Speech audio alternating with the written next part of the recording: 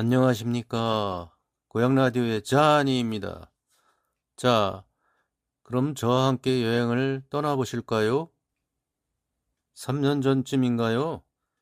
유흥전 전 문화재청장이 언론을 통해서 이런 이야기를 했습니다. 여행은 꿈꾸는 것이 아니라 실행하는 것이고, 인간은 아는 만큼 느끼고, 느낀 만큼 보인다. 그리고 본 만큼 느낀다고 이야기했습니다. 여러분은 어떻게 생각하세요? 그래서 오늘은 저의 여행 이야기를 해보려고 하는데요.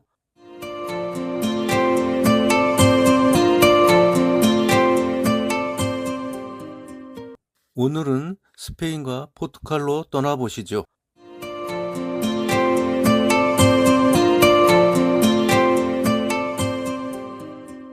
평소 서유럽 여행을 가보고 싶었던 참에 아내가 홈쇼핑에서 가성비가 좋은 상품이 있다고 하길래 우선 여행사에 전화를 걸어 다리 근력이 약한 사람도 갈 수 있냐고 물어봤고요. 답은 대절버스로 관광 목적지 앞까지 가기 때문에 걱정할 건 없다고 하더군요. 그래서 생애 마지막 여행이라는 생각으로 같이 가자고 했지요. 힘들고 늦게 걷는 것보다 일행에게 시간 스케줄 피해를 주지 않으려는 부담감이 컸습니다. 조금은 망설였지만 그래도 예전에 여행과 산행을 용기 내서 갔던 추억이 많이 있어서 도전했다는 말을 해보고 싶어요. 그런데 한편으로 10년 전 중국 장가게 패키지 여행으로 몇 군데 갔을 때 너무 고생했던 경험이 먼저 떠오르더라고요. 그때 일행 중 어느 70세 정도 돼 보이는 남자분이 지게품을 팔고 있는 중국인에게 몸을 맡긴 채 지게에 앉아서 호수를 구경하고 계단을 올라가는 것을 봤거든요. 그 모습이 얼마나 힘들어 보이던지 지금도 생각이 나네요. 드디어 스페인과 포르투갈 4박 10일 여행을 다시 도전했습니다. 둘째 날부터 많이 걷지 않으면 볼 수 없다는 스페인 광장과 유네스코 세계 문화유산으로 도시 자체가 지정된 똘레도를 구경하였지요. 중세의 모습이 그대로 남아있고 거리가 미로처럼 얽혀 있어 길을 잃기 쉽지만 그 또한 중세 도시의 매력적이라고 할 수 있지요. 많이 걷다가 여기서 꼬마 열차를 타면서 시내 전경을 한눈에 담을 수 있었지요. 그리고 몇 분쯤 걷다 보니 사진 찍기 좋은 곳에 잠시 멈춰서 저도 그곳에서 도시 배경으로 사진을 찍었지요.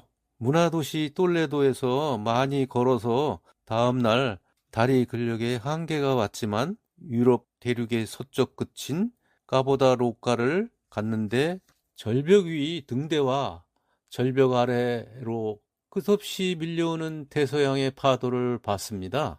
그것은 또 서 있기 힘든 거센 바람이 부는 곳인데 거친 바람을 몸으로 안고 추억으로 남겨둘 사진을 찍었답니다.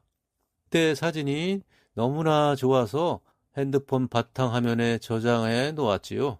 여행을 하면서 느낀 점은 걸으면서 천천히 주변 경관도 보면서 마음의 여유가 있어야 하는데 일행들을 뒤따라야 가야지 하는 생각으로 여행의 별미를 조금은 덜 만끽한 시간도 있었지요. 자유여행이 아닌 패키지 상품의 여행이라 어쩔 수 없었지만 그래도 이번 여행은 후회하지 않습니다. 실제 가서 눈으로 보지 않으면 느낄 수 없는 기억이 살아 숨쉬고 있고 나의 신체적 한계는 어디까지인지 스스로에게 물어보고 싶었거든요. 스페인 광장, 세계 3대 미술관이라는 프라도 미술관, 그리고 세계적인 건축가 가우디가 만들었다는 성가족 성당과 구엘 공원도 구경하였고 세계 3대 성당 중 한 곳인 세비야 성당과 성모 마리아가 발현됐다는 파티마 성지, 그리고 이슬람 건축물 중 최고의 걸작이라는 아람브리 궁정 등 여러 곳을 볼 수 있었답니다. 집시 댄스 공연, 플라밍고도 관람했지요. 여행 중에 먹었던 음식 중에는 빠야라는 음식이 있는데요. 빠야라는 말은 큰 냄비라는 스페인 말이고요.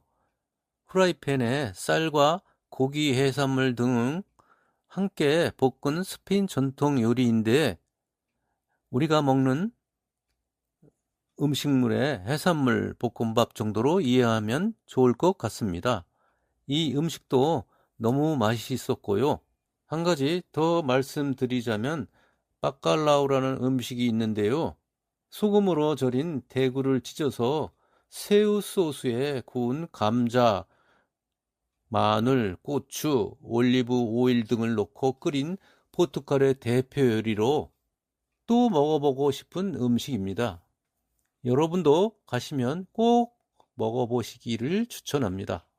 그리고 하몽이라고 하는 돼지 다리살을 소금에 절여 오랜 시간 건조시킨 후 먹는 스페인 전통 요리도 기억에 남습니다.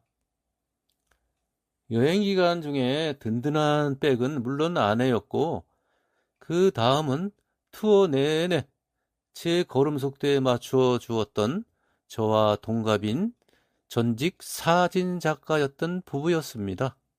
여행지에서 얼마나 고마웠던지 귀국 후 전직 사진작가 부부가 운영하는 원주에 위치한 갤러리 카페를 찾아가 차 한 잔을 마시며 이야기를 나누고 오기도 했지요.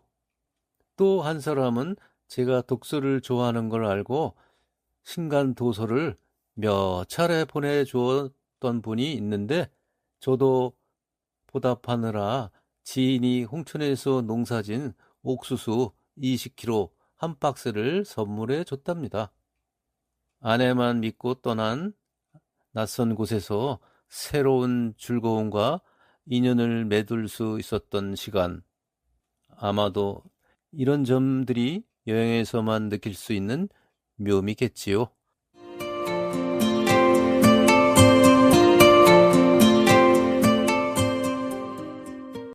여행을 떠나기 전에 새로운 곳에 대한 두려움은 누구에게나 다 있을 겁니다. 또한 여행지에서 발생하는 문제들도 한두 가지는 있기 마련이죠. 하지만 우리가 해결하지 못하는 문제는 없다는 생각이 듭니다.